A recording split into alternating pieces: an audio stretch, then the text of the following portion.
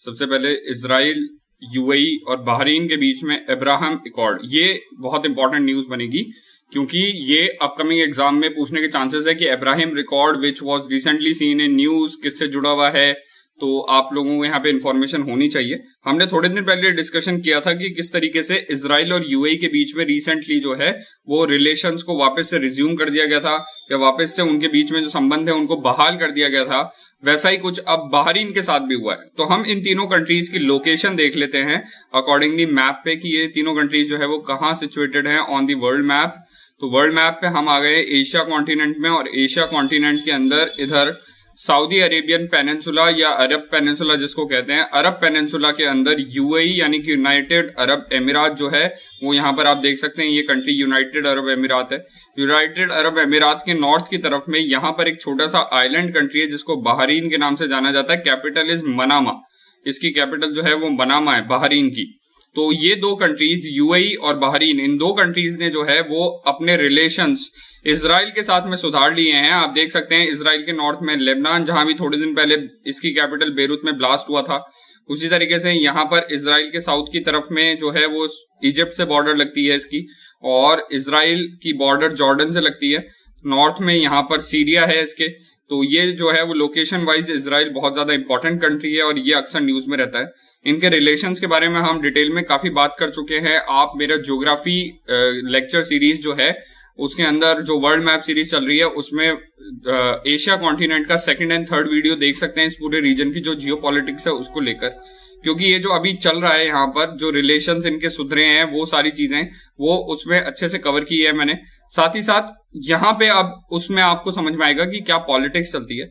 उसी पॉलिटिक्स का एक स्टेज है कि किस तरीके से इस पूरे रीजन के अंदर इजराइल की इंपॉर्टेंस और अमेरिका का इंटरफेरेंस इस रीजन में, जो कि इजराइल के साथ अच्छे रिलेशंस रखता है, उसकी वजह से इन कंट्रीज ने अब धीरे धीरे करके जो अरब कंट्रीज माने जाते हैं, अरब कंट्रीज जिनकी इजराइल के साथ में पहले लड़ाई हो चुकी है, उन कंट्रीज के इजराइल के साथ हमेशा रिलेशन अच्छे नहीं रहे थे।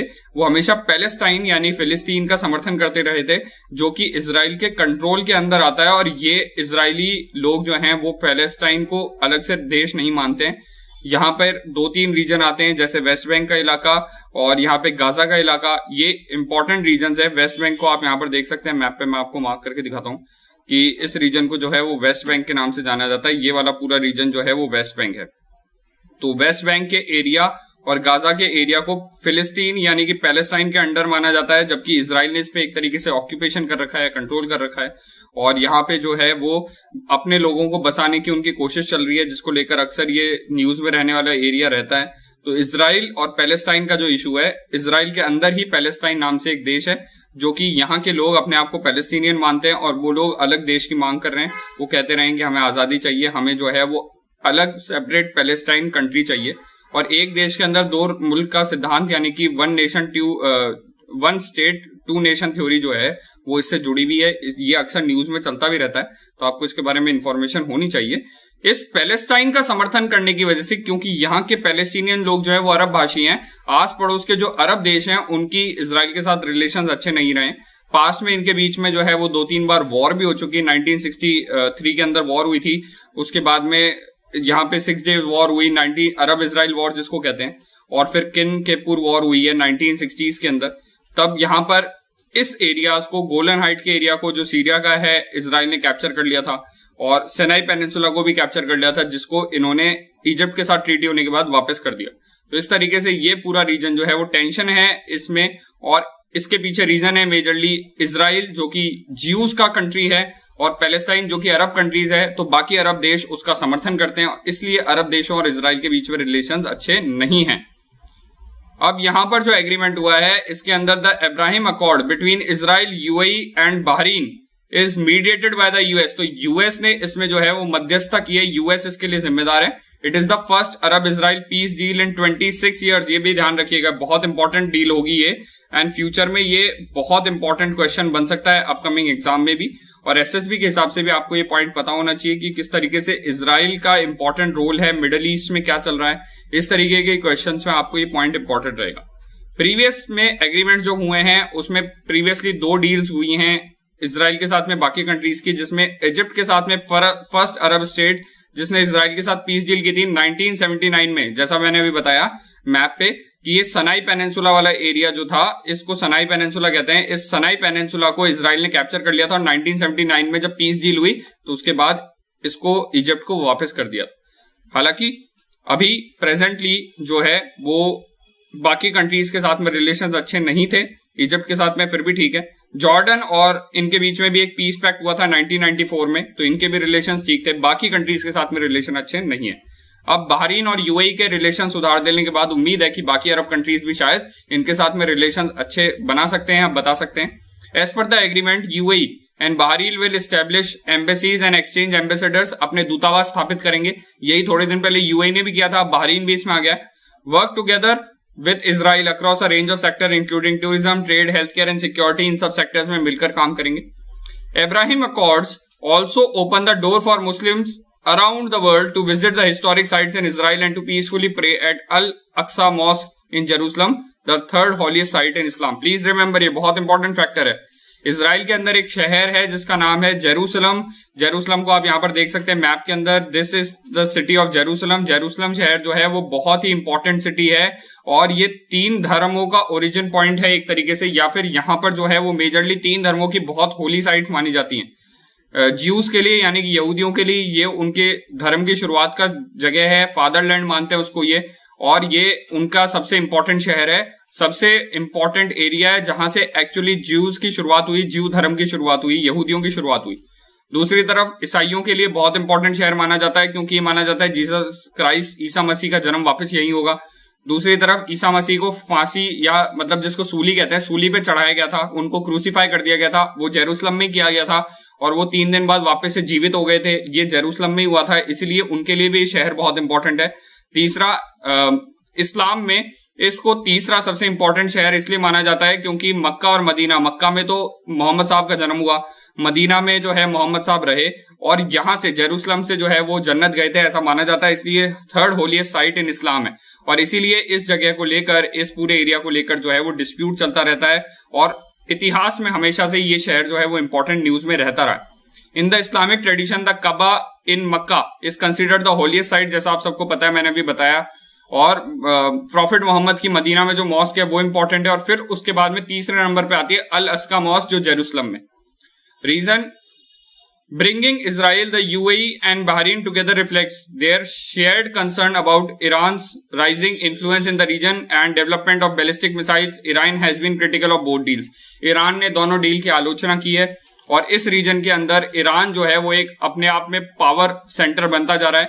ईरान जो है वो बाकी कंट्रीज के और सऊदी अरेबिया के बीच में एक तरीके से इनके टेंशन चलती रहती है। ये यूएई, बहरीन, ये सब कंट्रीज सऊदी अरेबिया के पक्ष के या सऊदी अरेबिया की साइड के माने जाते हैं। इनके यूएस के साथ अच्छे रिलेशन है, सऊदी अरेबिया की यूएस के साथ अच्छे रिलेशन है। दूसरी तरफ में ईरान है जिनके इनके साथ में अपोजिशन है। इस पूरे टॉपिक को मैंने एशिया वाले वीडियो में अच्छे से कवर किया है, आप उस वीडियोस को एक्सेस कर सकते हैं। सेकंड और थर्ड जो एशिया कॉन्टिनेंट की रिवीजन सीरीज है यूट्यूब चैनल पे अभी थोड़े दिन पहले अपलोड किए मैंने, उसमें इन टॉपिक को कवर किया है। यहाँ मेजरली सुन्नी डोमिनेटेड पॉपुलेशन और यहाँ पे मेनली शिया डोमिनेटेड पॉपुलेशन है और ये इस वजह से जो है वो यहाँ पे इंटरनली पॉलिटिक्स चलती है कि कौन सी कंट्री ज्यादा पावरफुल रहेगी। वहीं ईरान बहुत सारे आतंकवादी संगठनों को इस एरिया में फंडिंग देता है और उनको हेल्प करता है कि वो यहाँ पे जो है वो कुछ एक्टिविटीज को ऐसे अंजाम दें जिससे यहाँ की गवर्नमेंट जो है वो डिस्टेबलाइज हो। इस तरीके से इस पूरे रीजन में ईरान और जो सऊदी अरेबिया, इनकी पॉलिटिक्स चलती है और ये सारा जो है वो इंपॉर्टेंट एस्पेक्ट है इस पूरे रीजन के हिसाब से। तो ईरान ने इस डील का जो है वो खंडन किया है और यूएई और बहरीन दोनों ने इसका समर्थन इसलिए किया है या इसमें एक तरीके से इसलिए आ गए हैं क्योंकि वो ईरान के बढ़ते हुए प्रभाव, इन्फ्लुएंस से इस पूरे क्षेत्र में परेशान है और ईरान जो है वो हाल ही में न्यूक्लियर वेपन्स वगैरह डेवलप कर रहा है, बैलिस्टिक मिसाइल डेवलप कर रहा है, जिसकी वजह से अभी हाल ही में अमेरिका ने फिर से उन पे सैंक्शन लगा दिए थे। ये सब कारण है जिसकी वजह से ये डील होती हुई दिखाई दे रही है। इजराइल के खिलाफ भी जो है वो आतंकवादी संगठन कई काम करते हैं जो इस एरिया में, उनके खिलाफ भी जो है वो या ईरान के खिलाफ जो है वो इजराइल एक इंपॉर्टेंट कंट्री है इस रीजन में। तो ये सारी पॉलिटिक्स इस रीजन की चलती है। The Palestinians have not embraced the USA's vision, यानी कि पैलेस्टीनियंस को ये पसंद नहीं आया यूएसए की जो डील है। 86% लोगों का कहना है पैलेस्टीनियंस में कि नॉर्मलाइजिंग एग्रीमेंट जो यूएई के बीच में हुआ है इजराइल के साथ में, वो उनके फायदे का नहीं है, वो इजराइल के फायदे का है। There is a possibility that Palestine quest is further ignored, यानी कि पैलेस्टाइन के अलग जो देश की मांग है वो आगे और ज्यादा पीछे रह जाएगी, क्योंकि जो अरब देश इनका मुख्य समर्थक देश थे वो इजराइल के साथ अगर डील कर लेंगे तो पैलेस्टाइन को अपनी जो डिमांड है वो पूरी करने के लिए प्रॉब्लम आएगी, और इसीलिए ये इस डील का विद्रोह करते रहे हैं। शिया सुन्नी रिफ्ट, यानी कि इस रीजन में जो शिया सुन्नी की लड़ाई है मेजरली, जैसा मैंने बताया, ईरान और सऊदी अरेबिया सेक्शंस के बीच में या इनके बीच में प्रभाव को लेकर जो इस क्षेत्र में लड़ाई चलती है, वो सब चीज को लेकर उसमें और ज्यादा वायलेंस, उसमें और ज्यादा जो है बंटवारा होने के चांसेस रहेंगे। सऊदी अरेबिया जो कि मुख्य तौर से सुन्नी है और ईरान जो कि मुख्य तौर से शिया है, have a long history of enmity, इनके बीच में लड़ाई चलती रही है for decades. One of the main source of instability in the West Asia has been the cold war between Saudi Arabia and Iran, जिसको मैंने अभी आपको समझाया। The Sunni Shia scheme may also provoke violence between Muslims in such places as Pakistan, Nigeria and Indonesia, जहां पर शिया सुन्नी दोनों की population अच्छी तादाद में है, उन कंट्रीज में एक प्रॉब्लम ये क्रिएट करता है। हालांकि मेनली पाकिस्तान में भी जो है वो सुन्नी पॉपुलेशन ज्यादा है, हालांकि काफी पॉपुलेशन शिया की भी है। तो इस तरीके से इस रीजन की पूरी जियोपॉलिटिक्स है, जिसको आप बेटर और अच्छे समझना चाहते हैं तो आप जो है वो एशिया कॉन्टिनेंट के वीडियो देख सकते हैं। This video is a part of daily live current affairs series. You can join me live every day at 10 p.m. Please like, share and subscribe. Thank you.